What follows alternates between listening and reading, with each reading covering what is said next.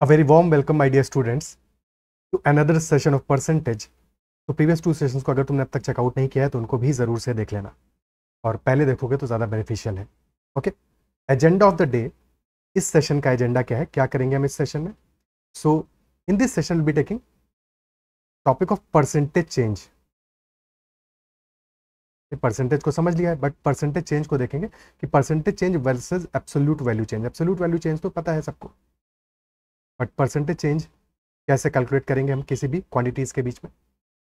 साथ में will be seeing कि व्हाट इज परसेंटेज पॉइंट्स. ठीक है, इजी टॉपिक है बट समझना है. समझोगे डिफरेंस तो क्लैरिटी आ जाएगी. And then will be doing some practice questions. तो that is agenda of the day, agenda of this session. Session को स्टार्ट करते हैं. और अगर अब तक तुमने चैनल को सब्सक्राइब नहीं किया है, सेशंस देख रहे हो तो चैनल को सब्सक्राइब कर लेना. साथ में टेलीग्राम पे भी चैनल ज्वाइन कर सकते हो, चैनल सेम है मैथोलॉजिकल. और अपने फ्रेंड्स से भी जरूर शेयर करना so that they can also watch these sessions. ठीक है, कोई डाउट, कोई कंसर्न, कोई क्वेरी है तो तुम मुझे टेलीग्राम पे भी मैसेज कर सकते हो. टेलीग्राम पे you can connect with me at ADITYAKT. Aditya Kumar Tiwari is my name. और या फिर यहाँ पे वीडियो के एंड में भी वीडियो में कमेंट भी कर सकते हो. सो बेसिकली लेट अस से कि हमें वैल्यूज गिवन है.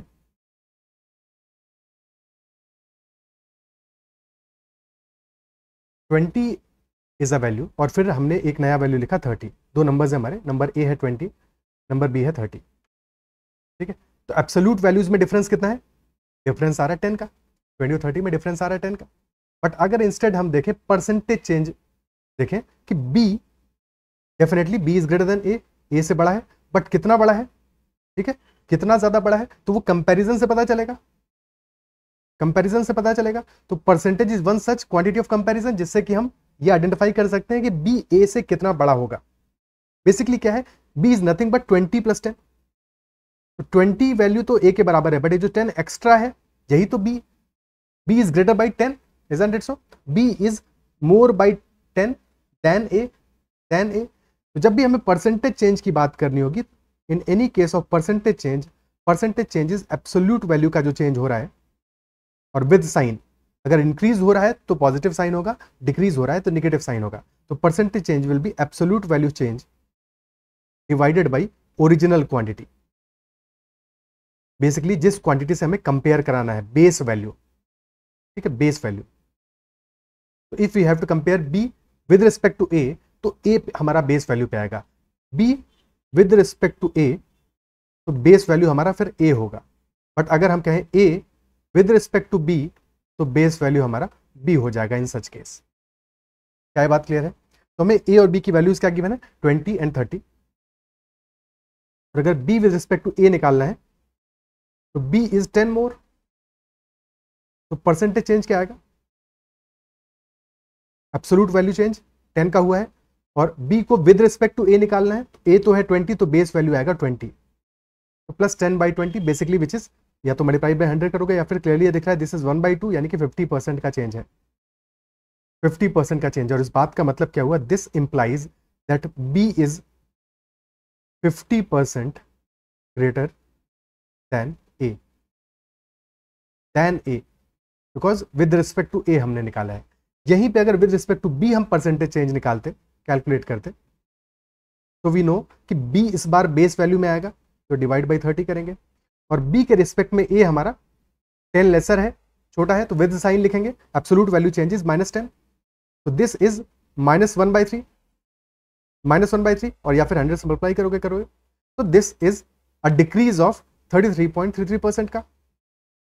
तो दिस इंप्लाइज कि A is 33.33% less than A, sorry B less than B, because इस बार हमारा बेस वैल्यू बी है. क्या ये बात समझ में आती है? दोनों ही स्टेटमेंट करेक्ट है कि B is 50% greater than A while A is 33.33% less than B. यहाँ पे ये बात भी समझ में आनी चाहिए कि जब हम बी और ए को कंपेयर कर रहे हैं तो बी 50% ज्यादा है और ए 33.33% स्मॉल है, यानी कि ये दोनों वैल्यूज अनइक्वल होंगी हमेशा. These two values will always B unequal, same नहीं होगा. रेशियो में इस बात को समझते हैं. फॉर एग्जाम्पल अगर हमने वैल्यूज लिया है 3 and 5, तो जब हम 3 से 5 की तरफ जाएंगे तो 5 is too higher, but base क्या है हमारा, अगर हम 3 से 5 की तरफ जा रहे हैं तो बेस हमारा 3 है, बेस इज 3, तो इंक्रीज हमारा आ रहा है, परसेंटेज चेंज आएगा +2/3, यानी कि दिस विल बी 66.66% का इंक्रीज होगा, 66.66% का इंक्रीज होगा, इजंट दैट सो, क्योंकि 2/3 का इंक्रीज आया हमारा, 3 के रिस्पेक्ट में 2 का इंक्रीज आया है। बट जब 5 से 3 की तरफ आएंगे तब डिक्रीज आएगा, और 5 में डिक्रीज आया है 2 का, यानी कि एब्सोल्यूट वैल्यू चेंज हुआ है 2 का, बट बेस वैल्यू इस बार हमारा क्या होगा, this time base value will be 5, because हम चेंज 5 में ऑब्जर्व कर रहे हैं, 5 में ऑब्जर्व कर रहे हैं, तो -2/5 विल बी द चेंज, और 2/5 होता है 40%, यानी कि 40% का चेंज आएगा। क्या ये बात क्लियर है? ठीक है, 40% का चेंज आएगा। एक और एग्जांपल ऐसे ही देखते हैं, लेट अस से हमने वैल्यू लिया 24 एंड 32, जब हम 24 से 32 पे जा रहे हैं तो चेंज आ रहा है एब्सोल्यूट वैल्यू में 8 का, और 8 का आ रहा है इंक्रीज, बट बेस वैल्यू हमारा क्या है, बेस वैल्यू इज 24, तो +8/24 विच इज 1/3 ओनली, तो 1/3 का चेंज आया है, ठीक है, एब्सोल्यूट चेंज आया है 8 का, बट फ्रैक्शन में 1/3 का चेंज आया है, परसेंटेज में दिस विल बी 33.33% का चेंज, और इंक्रीज है 33.33% का इंक्रीज है। जब 32 से 24 पे आएंगे तो डिक्रीज होगा, डिक्रीज भी 8 का ही होगा, जितने का इंक्रीज हुआ है उतना ही डिक्रीज होगा, एब्सोल्यूट वैल्यू में तो डिफरेंस नहीं आएगा, बस साइन का डिफरेंस आएगा प्लस माइनस का, बट इस बार कंपैरिजन हम कर रहे हैं 32 से, तो बेस में आएगा वैल्यू 32, तो दिस विल बी -1/4, यानी कि -25%, तो 25% का डिक्रीज आ जाएगा। क्या ये बात क्लियर है? तो हमें बातें समझ में आ गई कि एब्सोल्यूट वैल्यू चेंज और परसेंटेज चेंज के बीच का डिफरेंस क्या है, और जब हम परसेंटेज चेंज में इंक्रीज देख रहे हैं तो वहाँ डिफरेंट परसेंट आएगा, जब डिक्रीज देख रहे हैं यानी कि सेकंड क्वांटिटी से फर्स्ट क्वांटिटी पे आएंगे तो अलग परसेंटेज आएगा, फर्स्ट से सेकंड क्वांटिटी पे जाएंगे तो अलग परसेंटेज आएगा, इन चीज़ों को ध्यान में रखना है। क्लियर है? ठीक है, तो ये तो हमारी एक बेसिक बात हो गई। अब कभी कभी क्वेश्चन में क्या होगा कि फॉर एग्जाम्पल हमें परसेंटेज वैल्यूज ही गिवन हो कि एक वैल्यू हमारा परसेंटेज में है 25% और नेक्स्ट वैल्यू हमारा परसेंटेज में है 40%।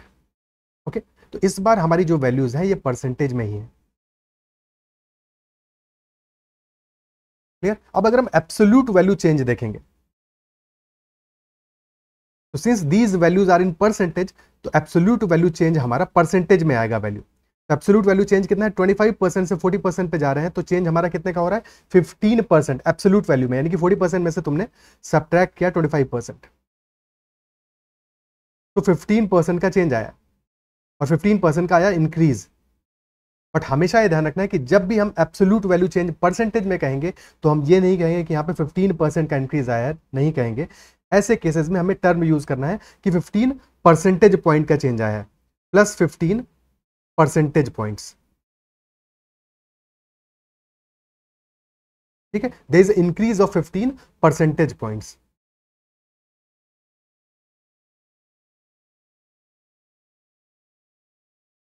सिमिलरली जब हम 40% से 25% पे जाएंगे तो 15 परसेंटेज पॉइंट्स का डिक्रीज आएगा।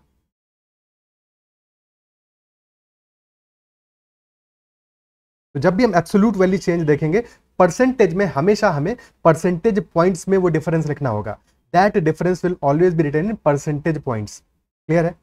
बट अगर यहां पे हमें परसेंटेज चेंज देखना हो, परसेंटेज में परसेंटेज, ये वैल्यूज ऑलरेडी परसेंटेज में है और हमें यहां पे परसेंटेज चेंज देखना है, परसेंटेज चेंज देखना है तो एक ओरिजिनल क्वांटिटी होगा, चेंज जो कि ऑब्वियसली ये एब्सोल्यूट वैल्यू चेंज है यानी परसेंटेज पॉइंट्स में है। क्लियर है? तो ये तो चेंज आ गया हमारा, और परसेंटेज चेंज के लिए हमें ओरिजिनल क्वांटिटी चाहिए, बेस वैल्यू चाहिए। बेस वैल्यू अगर हम 25% से 40% पे जा रहे हैं तो बेस वैल्यू हमारा 25% है, तो परसेंटेज चेंज क्या आएगा, +15 परसेंटेज पॉइंट का चेंज आया है, किसमें, 25% में, 25% में।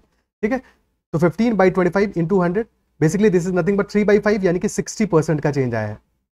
आई रिपीट, जब हमने एब्सोल्यूट वैल्यू चेंज देखा तो वहां पे परसेंटेज पॉइंट का चेंज आया था 15 का, ध्यान से इस बात को समझना। और अब जब मैं 60% ले रहा हूं तो this is 60% change, this is not percentage point. तो this is comparative value, this 15 is absolute value, this is absolute value. ठीक है, and this 60% is comparative value. Similarly जब हम 40 से 25 पे आ रहे हैं तो डिक्रीज आ रहा है 15 का, बट वो डिक्रीज आ रहा है, बेस वैल्यू हमारा 40% है तो 40 में डिक्रीज आ रहा है, तो 15/40 दिस इज 3/8, और 3/8 होता है 37.5%, तो 37.5% का डिक्रीज आया है।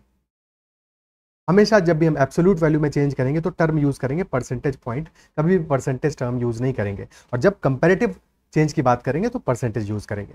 ठीक है, एग्जाम में भी जब ये क्वेश्चन आएगा तो कभी भी कंफ्यूज नहीं होना, अगर परसेंटेज पॉइंट्स मेंशन है यानी कि एब्सोल्यूट चेंज की बात कर रहा है, अगर परसेंटेज चेंज मेंशन है तो फिर वो एब्सोल्यूट वैल्यू की बात नहीं कर रहा है, तो फिर वो कंपैरेटिव वैल्यू की बात कर रहा है, because percentage is always a comparison. Clear? ठीक है, अब एक बढ़िया सा एग्जाम्पल लेते हैं इस चीज पे, यहां तक बात समझ में आती है? ओके, ठीक है। अच्छा, एक एग्जाम्पल लेने से पहले एक और छोटी सी बात को समझ लेते हैं। देखो, कभी भी जब हम एब्सोल्यूट वैल्यू का चेंज की बात करें तो लेट अस से हमारी वैल्यूज हैं 20% एंड 15%। तो डिफरेंस कितना है? Difference is 5 percentage points. ठीक है, बट कभी ऐसा हो सकता है, लेट अस से ये वैल्यू होता है 15.2% या 15.20% एंड 15%। ठीक है, 15.20% एंड 15%। तो यहाँ पे हमारा जो चेंज है वो है 0.20 परसेंटेज पॉइंट्स का, 0.20 परसेंटेज पॉइंट्स का, या फिर इसको हम लिख सकते हैं दिस इज 20 बेसिस पॉइंट्स का चेंज है। जनरली ऐसा कोई एग्जाम में क्वेश्चन आएगा नहीं, ये फाइनेंशियल्स में ज्यादा यूज होता है, फाइनेंशियल मार्केट में ये टर्म ज्यादा यूज होता है, चेंज इन बेसिस पॉइंट्स। तो बेसिस पॉइंट हमारा परसेंटेज पॉइंट का 1% होगा। ठीक है, basis point implies to 0.01%। Percentage point तो एक्जैक्टली 1% है, दिस इज 0.01%। तो ये बात भी पता होनी चाहिए। बाकी जनरली इसका इस्तेमाल नहीं करना होगा हमें, बट कभी कहीं पे तुम बेसिस पॉइंट्स पढ़ रहे हो, शॉर्ट में बिप्स भी कहते हैं इसको, बिप्स BIPS। ठीक है, तो बेसिस पॉइंट्स कहीं पे पढ़ रहे हो तो अब तुम्हें पता होगा कि बेसिस पॉइंट्स का मतलब क्या है। क्लियर है? फॉर एग्जाम्पल CRR रेट है, बैंकिंग रेट है। ठीक है, तो वहां पे इन सब चीजों का फाइनेंशियल्स में वहां पे यूज होगा कि इतने बेसिस पॉइंट का इंक्रीज किया, इतने बेसिस पॉइंट का डिक्रीज किया, तो वहां पे ये सारी बातें हैं। क्लियर है? अब एक एग्जाम्पल लेते हैं। Let us say there are 4 students A B C and D।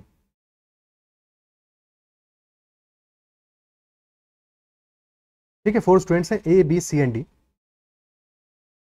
वो अलग अलग क्लास में हैं, उन्होंने अलग अलग एग्जाम दिए, मैथ के 4 स्टूडेंट्स हैं, इन्होंने एग्जाम दिया और इनके कुछ मार्क्स आए। तो देखते हैं इनके क्या क्या मार्क्स आए हैं। ठीक है, तो मार्क्स इन टेस्ट 1। ठीक है, तो ABCD के मार्क्स आए 30, 70, 84 एंड 36। ओके,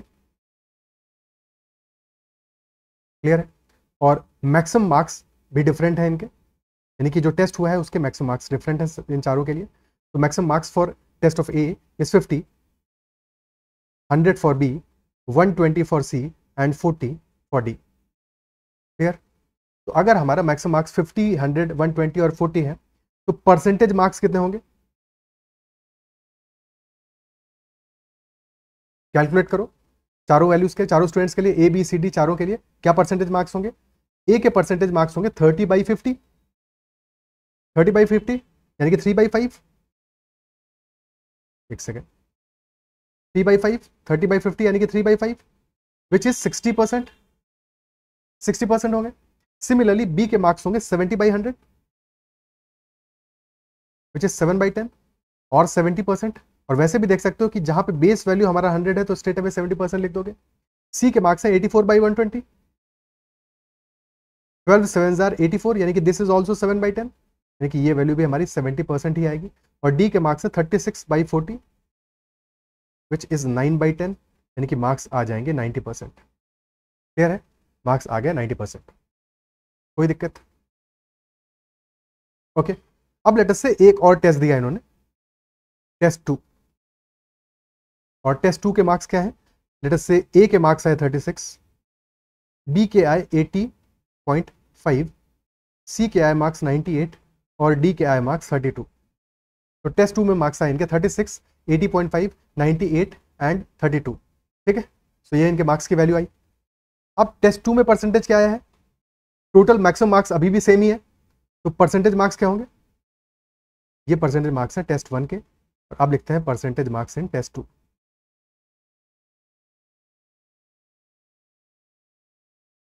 तो A के मार्क्स आए 36/50,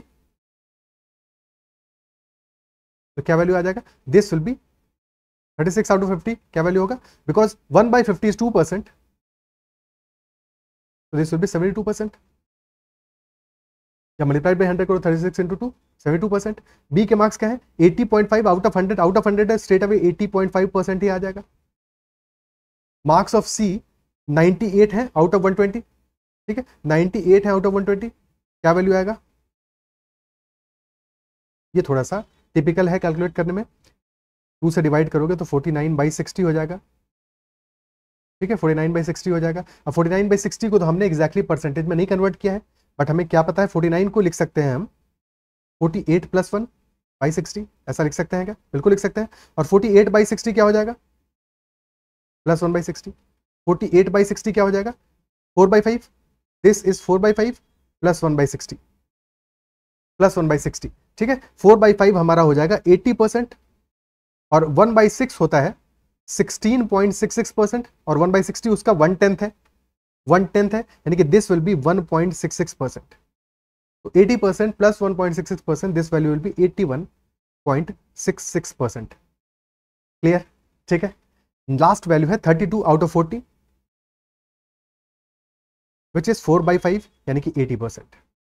लास्ट वैल्यू इज 80%, तो हमारे परसेंटेज मार्क्स सेकंड टेस्ट के भी आ गए। क्या यहां तक बात समझ में आती है, ठीक है, ओके।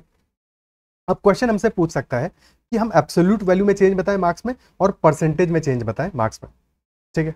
एब्सोल्यूट वैल्यू में चेंज बताएं और परसेंटेज में चेंज बताएं, या फिर परसेंटेज पॉइंट्स में चेंज कितना हुआ है वो भी देख लेंगे, ठीक है। तो 3 चीजें हो गई हमारे पास, change in absolute value of marks in 2 test, change in percentage, percentage change in marks from test 1 two test 2, और थर्ड चीज हमारी होगी एब्सोल्यूट वैल्यू परसेंटेज पॉइंट्स में चेंज।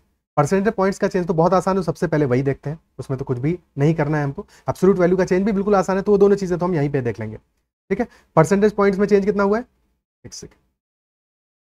पहले टेस्ट में आया 60% ए के, दूसरे में 72%, तो परसेंटेज पॉइंट्स का जो चेंज है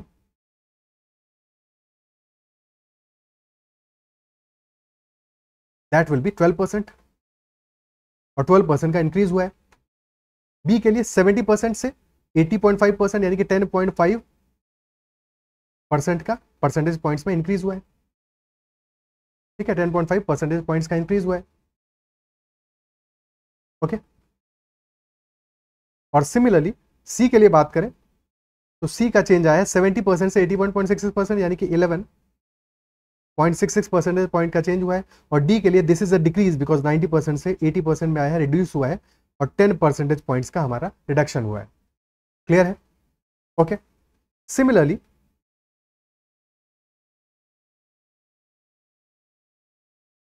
एब्सोल्यूट वैल्यू का चेंज देखें हम, मार्क्स में एब्सोल्यूट वैल्यू का चेंज देखें तो 30 से 36 हुए हैं, यानी कि there is a increase of 6 absolute change, तो 6 का इंक्रीज आया है, 6 मार्क्स इंक्रीज हुए हैं। बी के मार्क्स हुए हैं 70 से 80.5, यानी कि 10.5 मार्क्स का इंक्रीज आया है। और सी के मार्क्स हुए 84 से 98, 14 मार्क्स का इंक्रीज आया है। और डी के मार्क्स हुए 36 से 32, यानी कि 4 मार्क्स का डिक्रीज आया है। तो हमने एब्सोल्यूट चेंज भी देख लिया है, परसेंटेज पॉइंट का चेंज भी देख लिया है। क्लियर है, अब परसेंटेज चेंज की बात करते हैं, जिसमें थोड़ा सा ज्यादा जद्दोजहद होगा, ठीक है। तो अब परसेंटेज चेंज कैलकुलेट करते हैं।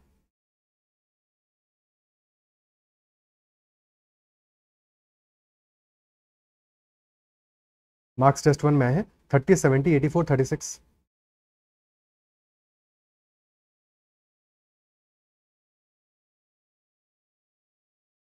और टेस्ट 2 में मार्क्स आए हैं 36, 80.5, 98, 32।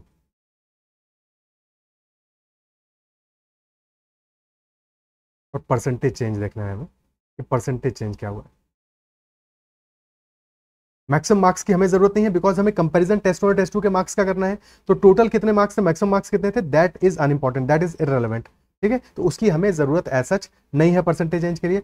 हमें क्या चाहिए, एब्सोल्यूट चेंज कितना हुआ है, 6 का चेंज हुआ है।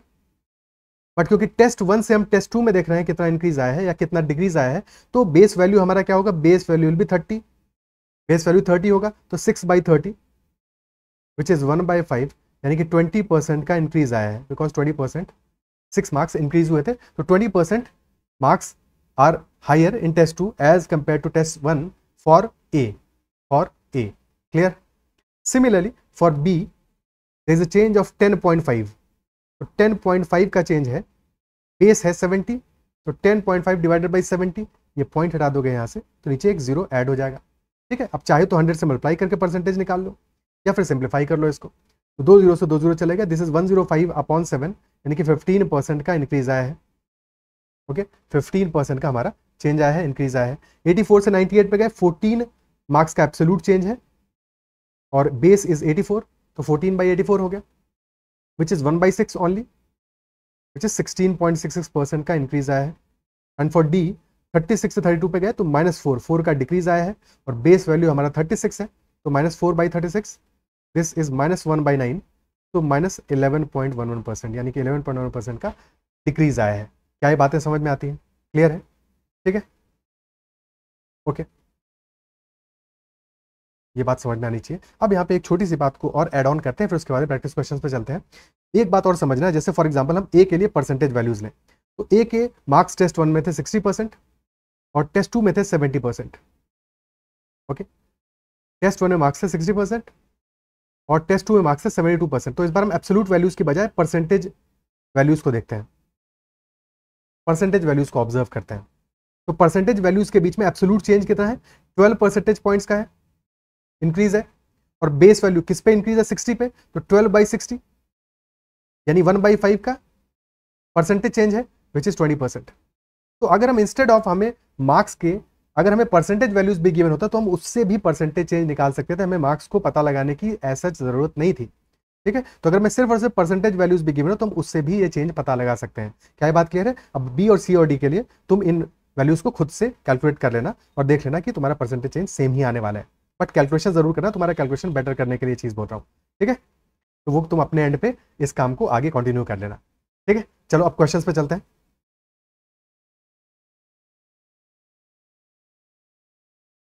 तो फर्स्ट क्वेश्चन लेते हैं, question number 1। So what is 20% of 40% of 50% of 80 of, यानी मल्टीप्लीकेशन, और 20% ऑफ 40% ऑफ 50% ऑफ 80। सबसे पहले 50% ऑफ 80 क्या है? 50% ऑफ 80 क्या है? 50% यानी कि 1/2, ऑफ यानी मल्टीप्लीकेशन, तो 1/2 into 80 which is nothing but 40, तो दिस वैल्यू इज 40। अब हमें 40% निकालना है 40 का, तो 40% इज 2/5, 2/5 इंटू 40, 5 से गया 8 टाइम्स, 8 इंटू आ जाएगा 16, तो 16 इज 40% ऑफ 50% ऑफ 80। नॉट 20% निकालना है हमें 16 का, 20% इज 1/5, तो 1/5 इंटू 16 इज 16/5, और 5 से जब भी हमें डिवाइड करना है हमेशा 2 से मल्टीप्लाई करो न्यूमरेटर को डिनोमिनेटर को, सो this will B 32/10 which is 3.2, which is 3.2, तो हमारा आंसर आ जाएगा 3.2 इन दिस क्वेश्चन। ये सारी चीजें हम एक ही स्टेप में कर सकते थे। 20% ऑफ 40% ऑफ 50% ऑफ 80, 20% हुआ 1/5, 40% हुआ 2/5, 50% हुआ 1/2, और फिर आ गया 80। 2 से 2 कैंसिल आउट हो गया, सो और 5 से ऊपर बचेगा 16, so this value is 16/5 which is 3.2 only. Clear? Okay, next question देखते हैं। Next is the salary of A is 25% higher than B, by what percent is salary of B less than that of A? If salary of A is 25% higher than B, 25% fraction में क्या आएगा? Fraction में this value is 1/4, 1/4, तो salary of A is 1/4 higher than B। ठीक है, तो 25% of 4 is 1, isn't it so? 25% of 4 is 1, तो 4 का 25% 1 है, यानी कि अगर हमारा बेस वैल्यू 4 है तो 1 का इंक्रीज आएगा, यही तो मतलब हुआ। अगर बेस वैल्यू हमारी 4 है तो 1 का इंक्रीज आएगा, और कह रहा है salary of A is higher than B. Then B का मतलब क्या हुआ कि बेस क्या है? बी है, बेस इज बी, तो अगर बेस हमारा 4 है तो इंक्रीज आएगा 1 का, ए के लिए वैल्यू हो जाएगा 5। अगर बी की सैलरी 4000 है तो ए की सैलरी हो जाएगी 5000। क्या है बात समझ में आती है? क्वेश्चन कह रहा है by what percentage salary of B less than that of A. अब इस बार क्या है? देन ए, यानी कि इस बार हमें बेस बनाना है ए को। तो अगर हम ए के रिस्पेक्ट में ऑब्जर्व करें, ए की सैलरी 5 है, बी की 4 है, तो 1 का डिक्रीज आएगा, बट बेस क्या है? 5 है, तो 1 का डिक्रीज आएगा बेस वैल्यू 5 पे, तो -1/5, और 1/5 है 20%, यानी कि 20% का डिक्रीज होगा। तो salary of B is 21% less than A. Salary of B is 20% less than A. क्या ये बात क्लियर होती है? ठीक है,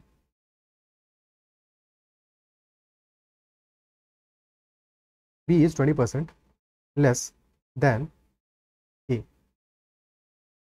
ओके,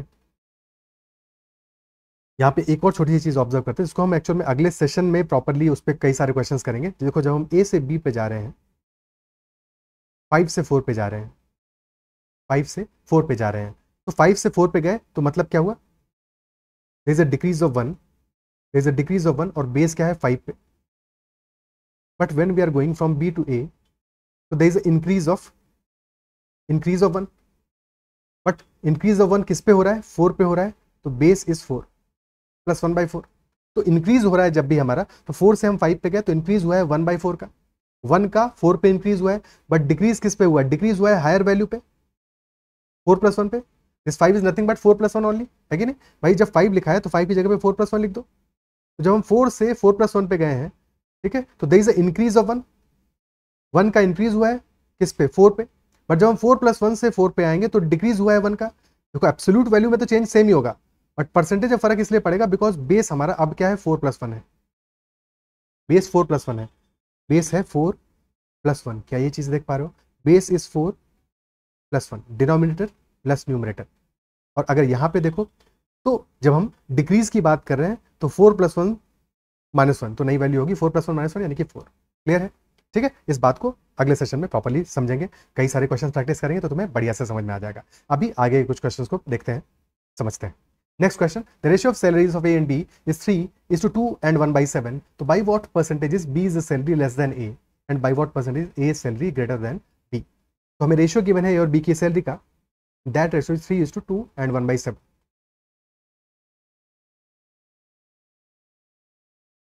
तो 2 × 7 14 + 1 15/7 आ गया इफेक्टिवली, 3:15/7। ठीक है, अगर हम 7 से मल्टीप्लाई कर दें इस पूरे को, दोनों रेशियोज को, तो वैल्यू आ जाएगा 3 × 7 21:15। अभी और सिंप्लीफाई हो जाएगा, 3 से काट सकते हो इसको, तो दिस विल बी 7:5। तो ए और बी का सैलरीज का रेशियो आ गया 7:5, 7:5। फर्स्ट क्वेश्चन है, by what percentage is B is salary less than A, यानी कि बेस हमारा ए है, ए की सैलरी है 7 और बी की है 5, तो डिक्रीज आ रहा है 2 का, 2 का डिक्रीज आया है, बट किस बेस पे आया है, 7 पे आया है, तो -2/7, दिस विल बी 28.57% का डिक्रीज। Isn't it so? तो ए से बी पे क्या 28.57% का डिक्रीज है, यानी कि salary of B is 28.57% less than A. But अगर हम बी से ए पे जाएं तो there is a increase of 2 और बेस हमारा है 5, तो +2/5, यानी कि there is a increase of 40%। तो salary of A is 40% greater than B. Clear?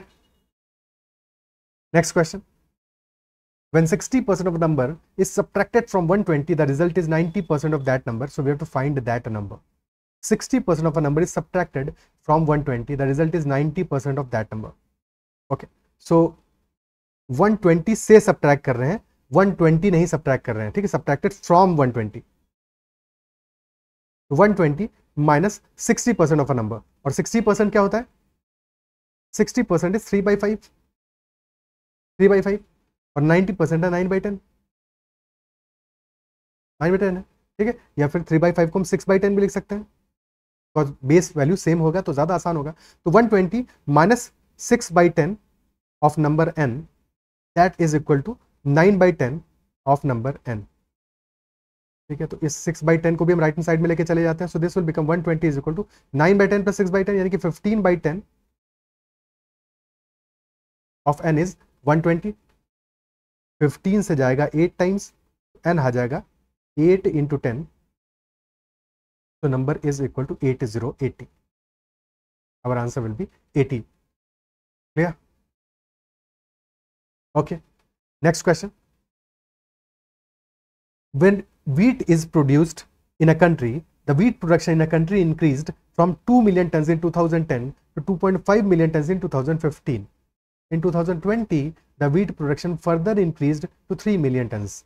Find the percentage increase in the production from option A 2010 to 15, 2015 to 20 and 2010 to 2020. आसान सवाल है, ठीक है। तो हमारा वैल्यू क्या है, हमें 2010 में वैल्यू गिवन है 2 मिलियन टन्स, 2015 में वैल्यू गिवन है 2.5 मिलियन टन्स, और 2020 में वैल्यू गिवन है 3 मिलियन टन्स। तो 2 मिलियन टन्स, 2.5 मिलियन टन्स और 3 मिलियन टन्स 2010 से 2015 में ऑब्जर्व करें तो there is a increase of 0.5 million turns,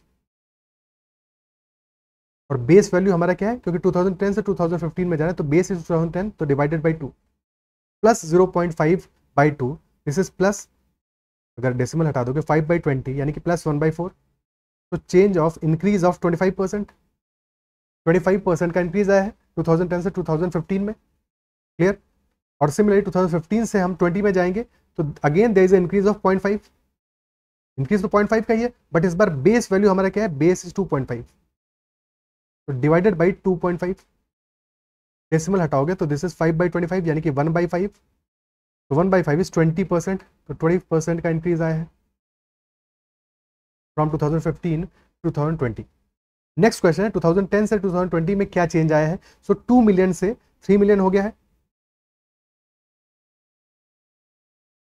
3 million हो गया है, यानी कि there is a change of 1 million, और बेस क्या है 2010 का बेस है, तो divided by 2, this is a change of 50%, 50% का इंक्रीज आया है, इजंट इट सो? क्या ये बात क्लियर है? ठीक है, अब यहाँ पे एक छोटी सी बात को और ऑब्जर्व करते हैं।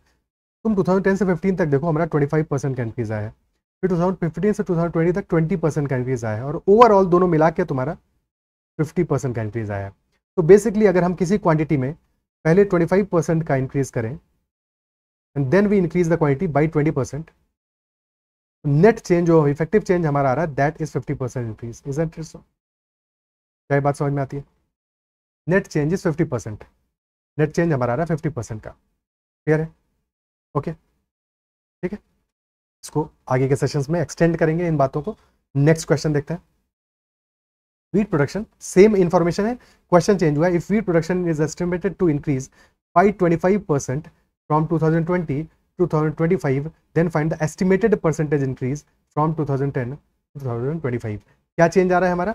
ऑलरेडी 2020 में वैल्यू है हमारा 3 मिलियन टन्स, और 2025 में इंक्रीज आना है 25% से, 25% यानी कि 1/4 का इंक्रीज आना है, 1/4 का इंक्रीज आना है, ठीक है। 25% ऑफ 4 इज 1, 4 पे 1 का इंक्रीज आएगा, बट 4 क्या है हमारा? 4 वो है जो कि बेस वैल्यू है, बेस वैल्यू है, और बेस वैल्यू है 3 मिलियन, तो 3 मिलियन टन्स में कितने का इंक्रीज आएगा? 3 इंटू 1/4 यानी कि 3/4, विच इज 0.75 मिलियन टन्स का इंक्रीज आएगा, ठीक है। तो 3 प्लस 0.75, 3.75 टन्स वैल्यू हो जाएगा हमारा,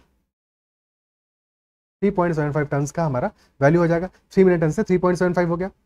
फिर क्वेश्चन हमसे पूछा what is the estimated percentage increase from 2010 to 2025। तो 2010 की वैल्यू है हमारा 2 मिलियन टन्स, 2025 की एस्टिमेटेड वैल्यू है, एक्चुअल वैल्यू नहीं है, एस्टिमेटेड वैल्यू है 3.75 टन्स। चेंज आया है 1.75 मिलियन टन्स का, और बेस वैल्यू क्या है? 2 मिलियन पे आया है, तो डिवाइडेड बाई 2 कर दोगे, डेसिमल हटाओगे, this will be 175 upon 100, 175 upon 100, 25 से जाएगा 7/8 हो जाएगा, तो 7/8 का इंक्रीज आया है, और 7/8 इज इक्वल टू 1 माइनस 1/8, 1/8 होता है 12.5%, सो दिस विल बी 100% माइनस 12.5%, यानी कि 7/8 हो जाएगा, 87.5% का इंक्रीज आ जाएगा।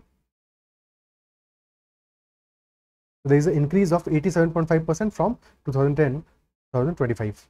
क्या ये बात क्लियर है? ठीक है, okay. Next question, statistics show that 10% of smokers get lung cancer and 80% of lung cancer patients are smokers. If 33.33% of the population smokes, then the percentage of population having lung cancer is what? Pause the video, थोड़ा time दो इस question को, solve करो, then solution checkout करो, ठीक है। Pause करके समझो क्या डेटा कह रहा है। अच्छा सवाल है, सिंपल है बट अच्छा क्वेश्चन है। 10% of the smokers get lung cancer, यानी कि अगर 100 हमारे 100 स्मोकर्स हैं टोटल, उनमें से 10 को लंग कैंसर होगा। अगर 10 को ही हो रहा है तो यानी कि 100 स्मोकर्स में से 10 को लंग कैंसर होगा, और या फिर 10% यानी कि 1/10 हुआ, यानी कि अगर 10 स्मोकर्स हैं तो 1 को लंग कैंसर होगा। Isn't it so? Then question कह रहा है 80% of lung cancer patients are smokers. 80% of lung cancer patients are smokers. यानी कि if 80% यानी कि 4/5, तो 4 out of 5 lung cancer patients are smokers. ठीक है, तो अगर 5 लंग कैंसर पेशेंट्स हैं हमारे, LCP लिख दिया शॉर्ट में, 5 लंग कैंसर पेशेंट्स हैं, तो उनमें से 4 विल बी स्मोकर्स, 4 तो स्मोकर्स होंगे. Then 33.33% which is 1/3 of the population, 1/3 of the population smokes, that we know. तो percentage of population having lung cancer क्या होगा, कितना परसेंट पॉपुलेशन को लंग कैंसर होगा, इस क्वेश्चन में हमसे ये बात पूछ रहा है. सबसे पहली बात क्या है, हमें ये पता है कि कितना परसेंट पॉपुलेशन स्मोक करती है, हमें ये पता है कि कितना परसेंट स्मोकर्स को लंग कैंसर होता है. ये दोनों चीजें तो डायरेक्टली कनेक्टेड है. तो we will get to know how many smokers will get lung cancer, ये पता चल जाएगा. एंड देन वी नो कि 80% of lung cancer patients are smokers, तो हमें 80% की वैल्यू मिल जा रही है. ठीक है, स्टेप बाय स्टेप. पहला step, we know 33.33% of the population smokes, fine. Second step, 10% of smokers get lung cancer, यानी कि 10% किसका, 33.33% का, इसी का, तो 33.33% का, यानी कि जितनी पॉपुलेशन स्मोक करती है उसका 10% को लंग कैंसर होगा. तो अब लंग कैंसर वाला परसेंटेज हमें पता चल गया. और साथ में हमें पता है कि 80% of lung cancer patients are smokers. तो ये जो 80% का वैल्यू है, किसका 80%, लंग कैंसर पेशेंट्स का 80%, दैट वी ऑल्सो नो. तो यहां से हमें absolute value, total percentage of population having lung cancer, वो भी पता चल जाएगा. ठीक है, सो 33.33% यानी कि 1/3 ऑफ द पॉपुलेशन स्मोक्स. तो these are total smokers, and 10% इनका, यानी कि into 1/10. This is the population that will be getting lung cancer, वो आर स्मोकर्स. ठीक है, तो स्मोकर्स गेटिंग लंग कैंसर.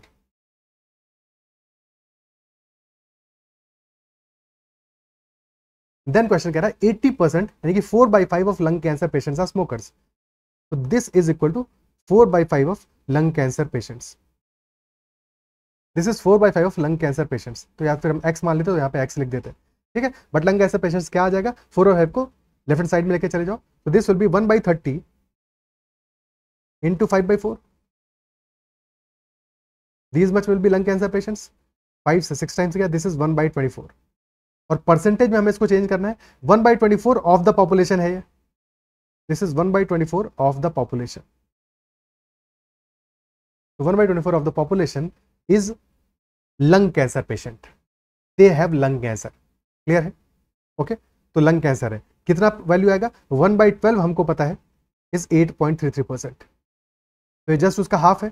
तो this value will be 8.33 divided by 2, which is 4.166%.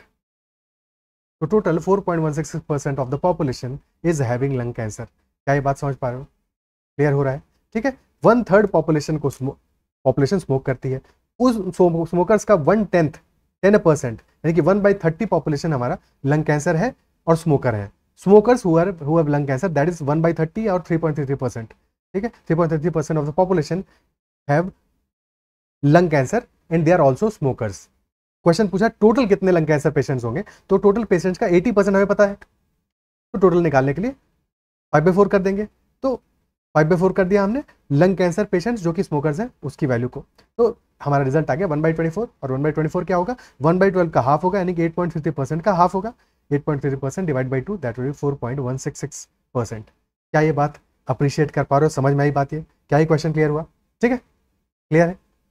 Okay, तो that is all for this session. I believe session में चीज़ें तुम्हें समझ में आई होंगी, मजा आया होगा. और अगर समझ में आया सेशन को लाइक जरूर करना है अपने चैनल, अगर अब तक चैनल को सब्सक्राइब नहीं किया तो जरूर से कर लेना. और साथ में टेलीग्राम चैनल को भी जरूर से जरूर ज्वाइन कर लेना. If there is any doubt whatsoever, तो make sure to mention in the comments as well as you can message me on ADITYAKT on Telegram.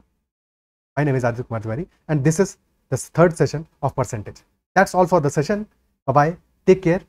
See you in next session.